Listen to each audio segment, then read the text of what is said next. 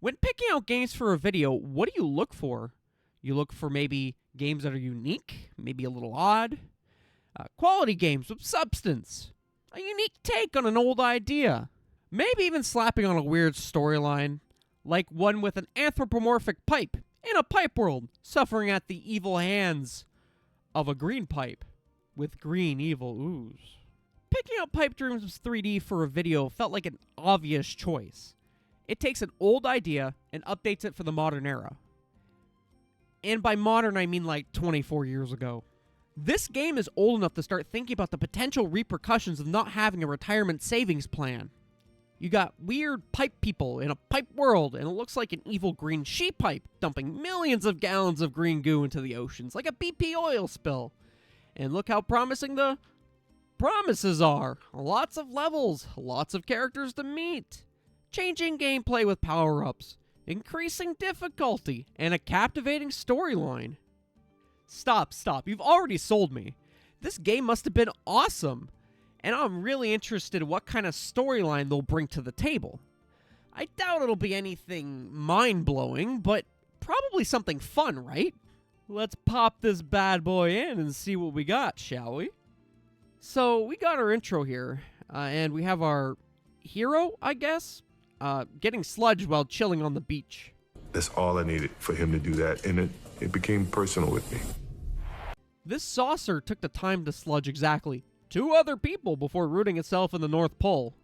Okay, so what I gather here is our hero is going to go from world to world helping all these important characters.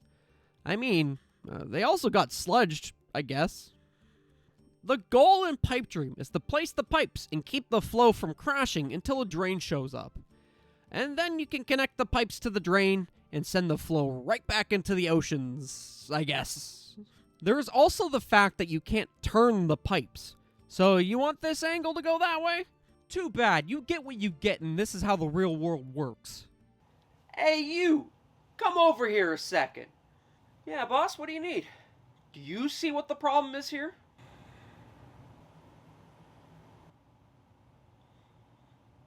No. You bought the wrong pipe. This here is a horizontal pipe. We need a vertical pipe.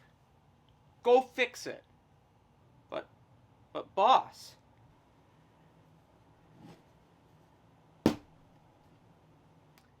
You're fired. Anyways, each world consists of like 3 levels, all around a central gimmick. If you run out of lives before finishing the 3rd world, you don't even game over. You just get booted out into the intro screen. How thoughtful of them. So you beat the 1st world and move on to the next island, and it looks like I got 2 choices, Fiesta Zone and Amazon Zone. It was about this point where my ADD kicked in.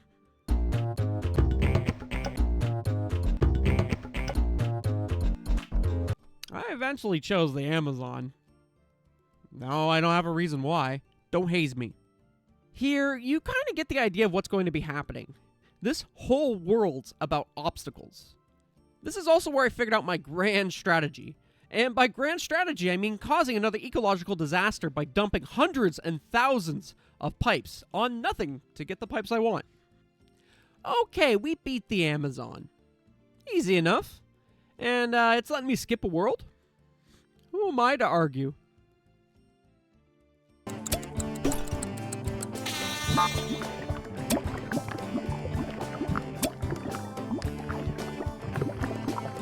Wait, where's the story?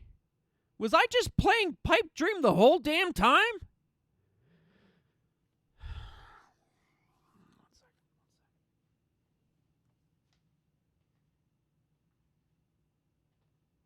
Son of a bitch! I've been deceived, lied to, bamboozled. How could this happen? We put a single cutscene in it? Better call it a grand storyline. You gotta wonder what happens when they decide to add these things.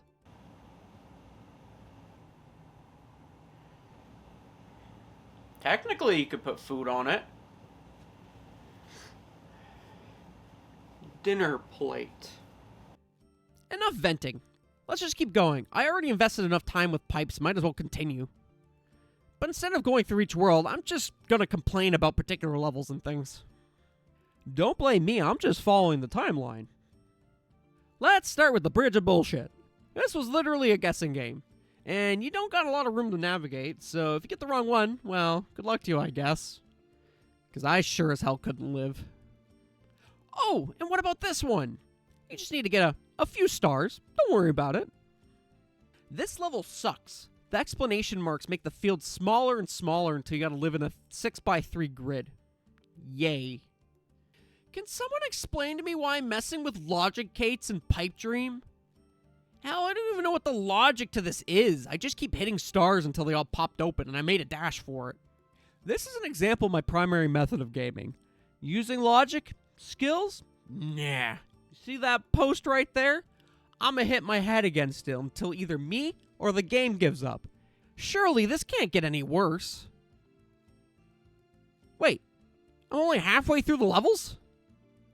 Alright, I can stay calm. Is that tic-tac-toe? I need to play tic-tac-toe and Pipe Dream? Go teach them the meaning of pain. Seriously though, this level is bullshit. Think about it. You have to keep going not only when you go for the star, but you need to avoid all the other stars until the AI decides what to do. And even then you need to somehow navigate to the correct star. Somehow. I thought this was going to be the worst level until... let's get back to this later. Oh look, a kangaroo! Imagine this thing peering at you with those laser eyes in the dark. So we keep going into the worlds, and to be honest, while they all are challenging to some degree, there really isn't much of note here. And to be honest, the one thing I can actually appreciate about the game up to this point is the difficulty curve. Apart from the random difficulty spikes, it's pretty good at helping you hone your skills and get better at the game. Because each world tackles a different challenge, you definitely aren't bored. I'm still lucky that we don't need to beat every world though. All is fine and smooth sailing until you get to these two worlds. These two worlds are the bane of my existence. And you think I only need to beat one of them, right? You're wrong, bucko. We gotta do them both. Screw the prior rules. You gotta do them all. Let's start with the easier of the two, the Ruin Zone. First level, you got the bunker, where you need to survive for about what feels like 2 minutes in a 4x3 grid, and then make your way out. Pretty damn difficult, but doable. The second level requires you to work with 3 flows in quick succession. Also, really difficult, but not total bullshit. So we're still good. Then we have that third level. You see that star on the bottom left? Yeah, you need to hit that, and then get to the star that pops out from top to bottom. Easy enough, right? Wrong again, bucko! You are on a time limit before that star goes away, so you better have already placed out your route. Anywho, do this 3 more times, and on the last time, let's make it harder by adding blocks in the open area. Why not? This took a while for me to beat. I mean, I only lost a couple weeks of my life to stress from this. Who needed it anyways? After that nonsense, surely the other world isn't any harder, right?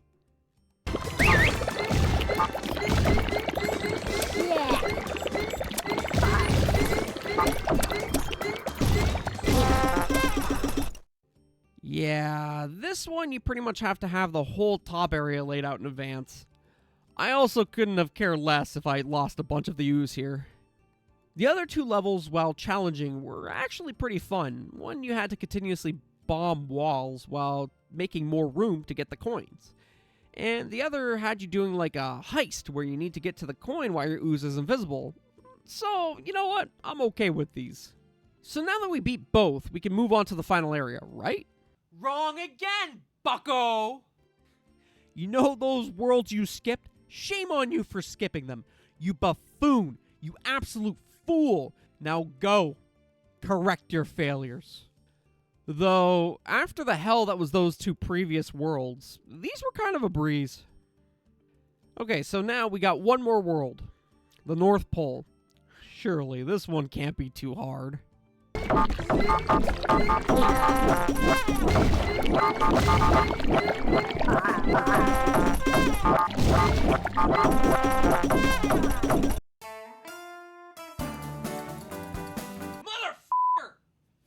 This fucking level. So you see that fun divot that goes between the middle there? Yeah, you need to cross that and get the star 4 times. If you get hit while your ooze is about to cross, you not only lose the direct piece you put down, but also the piece above. It's essentially game over at that point. The only way I could figure this out was somehow to have the whole setup below to accept the crossing ooze while keeping my ooze up top from, spilling out. And when you line things up, you need to time it. You can hit triangle to speed up the goop, by the way, but it speeds up slowly like a train. So you time it and pray that some make it through before you get snapped. Oh, and the ooze that didn't make it? Some of you may die, but it's a sacrifice I am willing to make. I swear, after about an hour of this level, I felt like I was going to pop a blood vessel. You need to have all the stars aligned, or you die, and at this point, the game pretty much felt like chance to me. But I did eventually get through it. Now, we are on the last world, and wait, what? Is that another cutscene? The story has returned! Wrong again, bucko! Just kidding, it's a 4-second clip. Don't get ahead of yourself. 4 levels left. Yeah, you heard me right. There are 4 in this last world. Now, these are tough levels. Kinda. The first level has you bombing a path to the right, while tiles fall on the left like a timer. Though, once you get a strategy going, it's not so bad. The second level is arguably one of the toughest levels in the game. So, remember the level I mentioned where you gotta bomb a bunch of walls? Yeah, this is it on extreme mode. You don't have any room. Luckily, the game gives you some bombs right off the start, but only for like a 6x2 grid. And then you need to micromanage everything by expanding the area while trying to keep the ooze in a loop.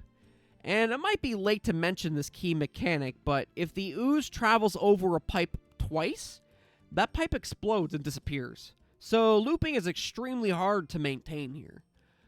But this is one of those levels where the hardest part is at the beginning, so once you pass that bump, it's no problem. The third level has you getting 4 flows to 4 spots. It's kind of a preset pattern. Not that bad. Actually, pretty easy once you know what's happening. The last level, though, this one is rough, man. So unlike the rest of the entire game, this ooze has no end to it. So you're stuck making a chain until that number hits 0 down there. And then you still gotta drain it. This is a lot harder than it sounds, since you need to utilize and optimize the whole damn map in your favor. So after dying a bunch and game overing, I figured something out. If you pause the game, you don't see the map super well, but you could see all the upcoming pipes. So I pause buffered the last level. Easy peasy when you have the time to plan your route. Too bad I only figured this out on the last damn world. And oh look, you get a cutscene at the end. You beat the bad guy and everything is cheering? Anything else? Credits? Bonus levels maybe? Wrong again, bucko! You get booted out to the damn title screen like a game over. Oh, thanks for playing. Get out. Oh wow. I didn't know I could complain this much. And I mean, come on. I've seen slot machines with bigger storylines than this. I think my problem was more the false expectation. I was expecting goofy dialogue with pipes making pipe-related puns. But all I got was Pipe Dream. Don't get me wrong. Pipe Dream at its core is still fun. And I think they did a pretty decent job with this. Screw it. I need to lie down.